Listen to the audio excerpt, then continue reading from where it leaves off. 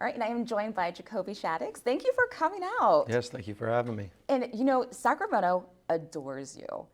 It's like, you know, we say, oh, we're the home of the Sacramento Kings and Jacoby Shaddix. Hey, that's what's up. I appreciate the love. I feel the love, and it's good to be here. Thanks for having me for real. And you know, it's nice to be able to come and do an interview where I can just get in my car and drive 15 minutes and be here. That's a perk. Yeah, it's usually like I have to get on a plane and then fly and then drive and take a bus, and then I'm like, okay, cool, I'm here for the interview. Right. So I'll take this anytime. And then, like you said, you can go, you know, pick up your kid from school after. That's right. I literally came here from dropping my son off. So yeah. That's a great. Dad life, the rad life.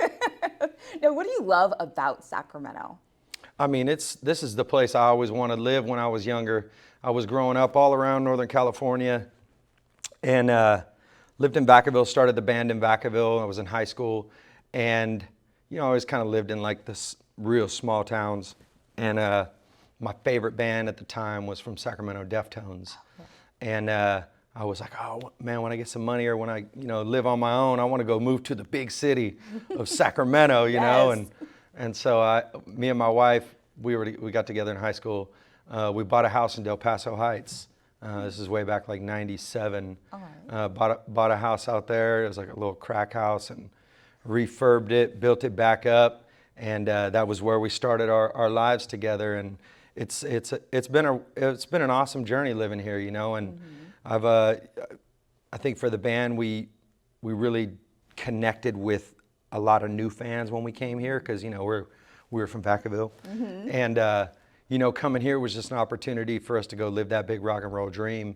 And it gave us, I mean, we were playing the Crest, we were playing Bojangles, you know, so we were playing the club scene here, and it just gave us, those were our roots, you know, as a band. And so as we go out and travel the world and, you know, meet all these people, they're like, where are you guys from? And we'd always claim Vacaville. We'd be like, oh, well, we're from Vacaville. And they're like, well, where's that?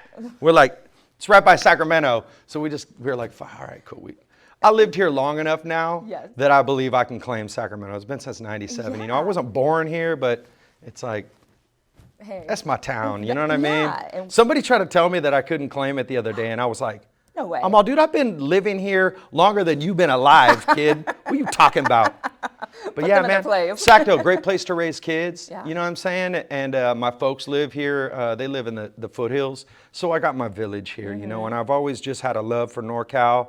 And I got Lake Folsom up there. I got Lake Natomas. I go take my, you know, I'll go paddle out on Lake Natomas and do that vibe. And just a lot of good things for us to do as a family here. And yeah, I could keep going on and on. But yeah, I got love for Sacktown. That's awesome. What would be your perfect day in Sacramento? Oh, shoot. Perfect day in Sacramento. So I get up, I go for a quick jog. Then I come home, we get on our bikes, we ride over to Tower Cafe. I go have my breakfast at Tower Cafe outside under the trees, and then scoot our bikes downtown, have a coffee at Temple Coffee, then get ourselves back over home. Probably at that time pick our son up from school. It always has a lot to do with eating for me when I'm home. Because it's so fun. I'm telling you, I do like crawdads.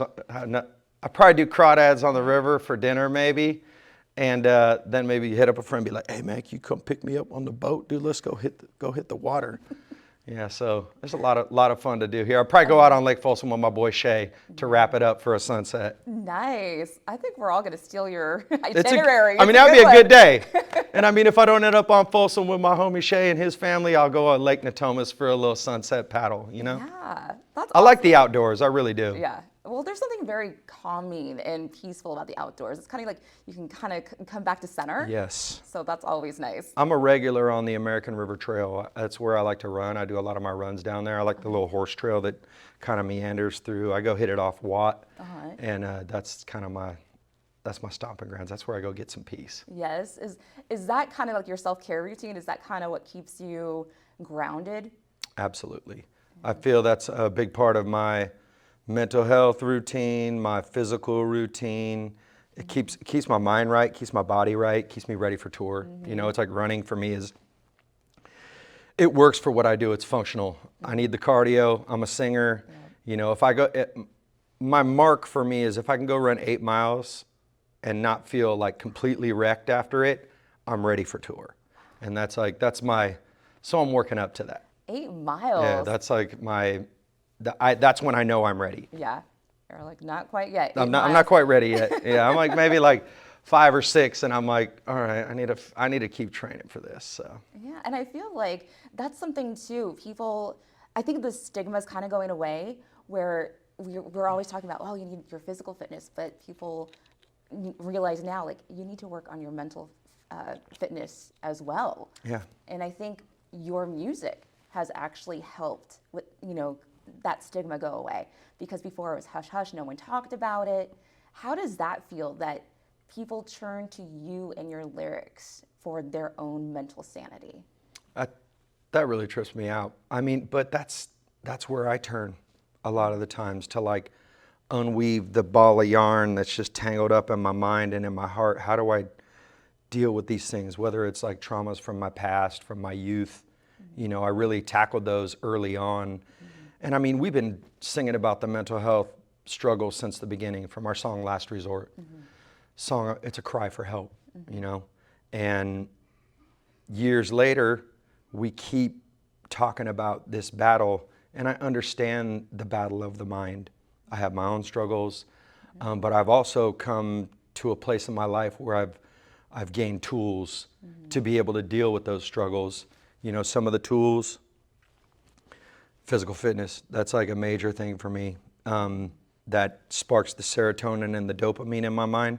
Also, understanding that pain in my life is also, sometimes it's necessary. Sometimes I have to feel those feels to understand I'm not up to the right thing.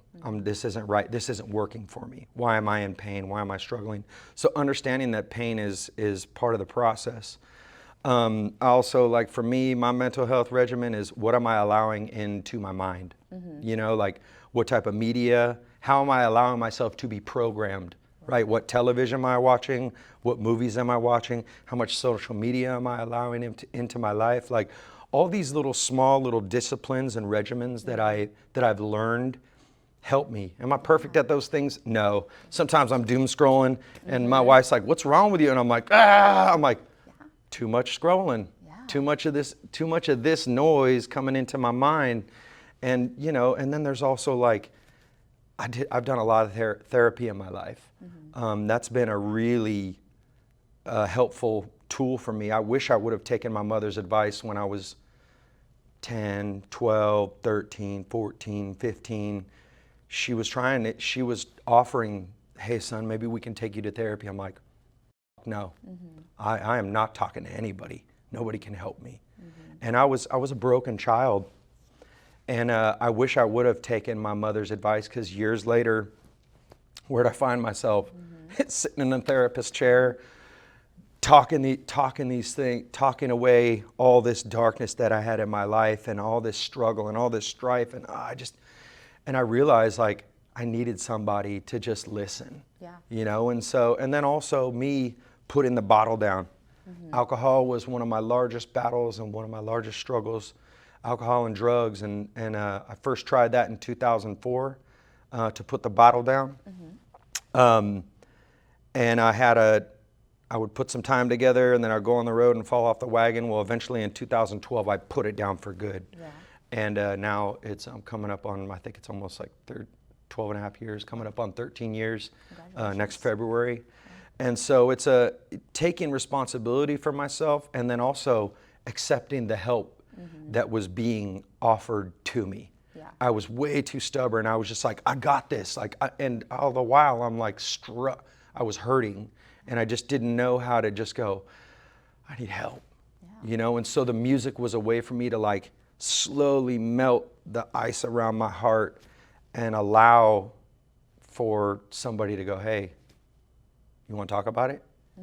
And so, yeah, I mean, kind of a long answer to a question, but it's there's a lot of things that I use to take care of the mind and take care of the heart and the spirit. Also, I follow God, I follow Jesus.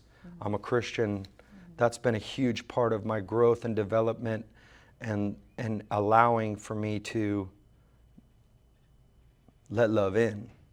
Because I had my fists up all the time, and so I just didn't. I struggled a long time.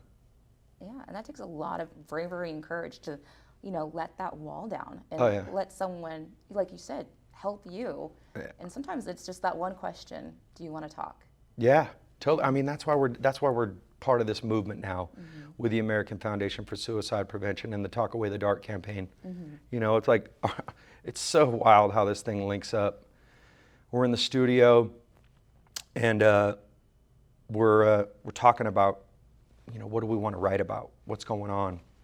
And, a theme that I've sang about so much is this mental health battle and this struggle. And, we were just talking about how suicide is just like at a fever pitch. We're coming out of COVID and, we're just hearing stories, losing friends to suicide, multiple friends, family members, everybody in the room, as we're writing a song, is talking about somebody they've lost to suicide. So we wanted to write a song that was like a response to the cry for help. And so we wrote the song, Leave a Light On. It's about being there for somebody in their time of need, no matter what, I got your back. I'm here for you. I'm here for you.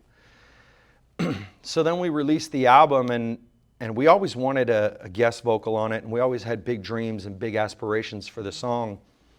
And my producer, Nick Furlong, hits us up and he's like, dude, I see the American Foundation for Suicide Prevention has a campaign called Talk Away the Dark.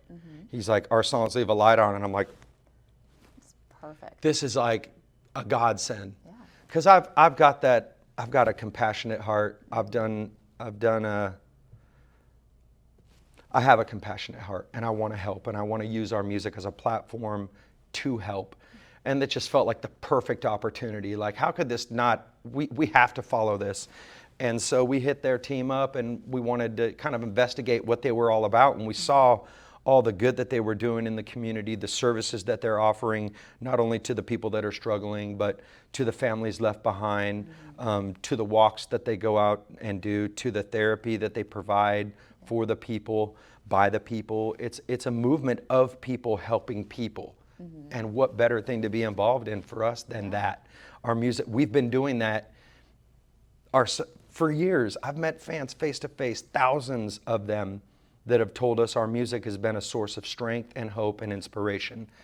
And so to be able to partner with a group that is doing the same thing, that are boots on the ground within cities, around America, helping people, that's like, let's go. Yeah. And so it's been a joyful work for us, and it's like inspiring because we meet the people that are out there helping other people that are like, thank you so much for letting your song be, a bullhorn to let people know that there is help available, that, and I think this is purpose-driven music, and I wouldn't have it any other way. And so to be partnered with the American Foundation for Suicide Prevention and doing this, it's like very gratifying work.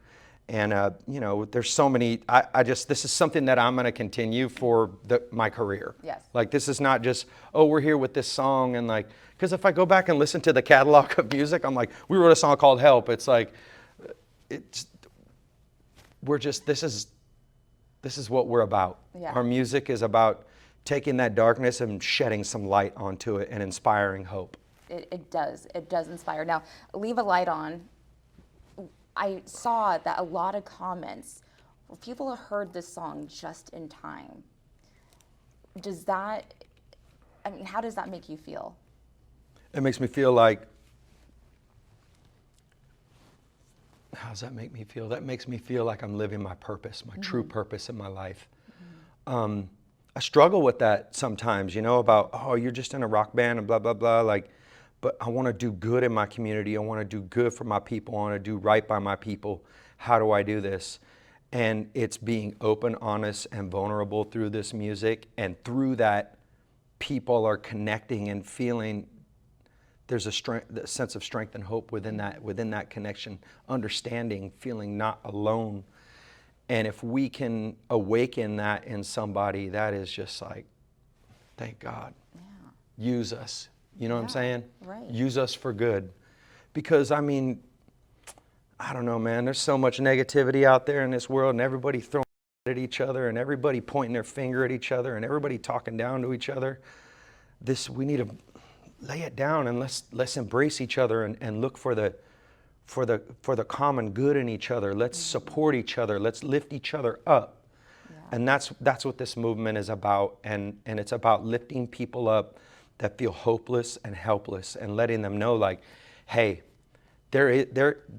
like the light is just around the corner. Like, just keep pressing through. Sometimes that's what I needed. Yeah. When I was at my darkest hour in my life, I had men around me picking me up off the ground, going, "Go, we can. There's a better way. Yeah. You know, there's hope. There is. Just follow us. You know." And I've had that happen to me in my life, and I just am so grateful that I accepted that call. Yeah. Because that's where we lose people, when they're not willing to just accept some help, you know. And God, it's heavy. Yeah, it's heavy. It is heavy, but it's a beautiful thing, because it's like, there's so much noise and so much darkness that if we can poke through with just a little speck of hope for people, that's what this is about. And I want to continue in this work. I want to continue turning the lights on, you know, continue inspiring, because I know the darkness. Yeah. I've been there, but I also sit here as a testament of somebody that was willing to battle it. And, you know, I take the tools that I learn and fight it. That's it. It's a lifelong battle, I think, for people that have, for instance, depression, anxiety, you know, family traumas are things that we can work through. Depression, anxiety is something that you will continue to live with, but there's ways to cope with it. Yes. You know, and so I sit here as a testament of somebody that deals with those things, but I live a hopeful life. Yeah, and I think you are definitely spreading that hope. Oh, yeah. And this song is so poetic, and I imagine very personal. Was it hard to get someone onto the song with you, Carrie Underwood? Was it like, oh, I'm going to share this, or did you want to share it? When we wrote the song, we always envisioned a guest vocal, and she was on the top of the list. Oh, really? Yeah, there was a few names on there, and she was one. We always wanted somebody that was just we wanted somebody that was way up here. You know what I'm saying? Shoot for the stars. Yeah, totally. And it's pretty cool how it happened. My friend hit me up one day. He's like, "Dude, did you hear this interview with Carrie Underwood? She just was talking about how much she likes Papa Roach." And I was like, "What?" So I saw the interview. It was with my friend Jose Mangan from Sirius XM Octane. He did an interview with Carrie, and she was talking about her love for the band. And I was like, hit up management. I'm like, "Dude, Carrie Underwood likes our band. This is pretty tight." And so we invited her out to a show. We pulled through Nashville, and her husband came out to the show and met her there. And good folks, good people. She enjoyed the show. And then we hit her team up. Me and my wife went out to Vegas and saw her show Reflections. I'd never seen her live, and so I went and saw her live, and I was just blown away. Yeah. I was like, oh my God, this lady is just an amazing performer, an amazing voice, has this deep connection with her fans. We hung out later that night. My wife and she brought her two sisters with her to the show, and Carrie was super gracious, and we found out she was one of us, you know what I mean? Yeah. She's just good people. She's about her family, you know what I mean? I'm about my family. And so we had a lot of common core values, and my wife threw it out there. She was like, "Man, it would just be a dream to hear you on a Papa Roach song." And kind of was like the record. Carrie and I looked at each other like, I mean, that'd be kind of tight. Yes. You know, so like a week later, we hit up the team. We're like, "Hey, we have this movement and this cause and this song. We want to see if you'd be, you know, up for being part of this movement with the American Foundation for Suicide Prevention and us, Papa Roach, with our song Leave a Light On." You know, we're donating money to charity. And she came to the table right off the rip. She's like, "Yes, I'm in.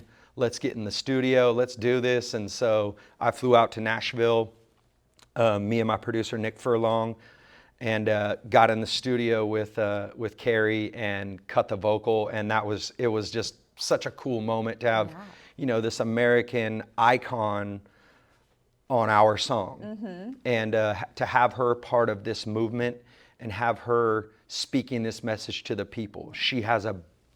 It's like we got the rock community, and she's got that pop and country community. And so both of us are here talking, you know, out there talking about this cause and this movement, and that there is help and that there is hope. And here we are in September, National Suicide Prevention Month, and we're going to continue to keep talking about it. You know, 988, that's another thing that we're passionate about. We just dropped this collaboration t-shirt, Carrie and Papa Roach. All the proceeds go to the American Foundation for Suicide Prevention, and it says hope has a new number, 988. Oh, that's nice. And that's, you know, for people that's like, yo, when we get in a car crash, who do you call? 911. You know, like if you're in this mental battle, this mental struggle, you're in crisis, and you don't have anybody around you that you feel like you can reach out to, dial 988.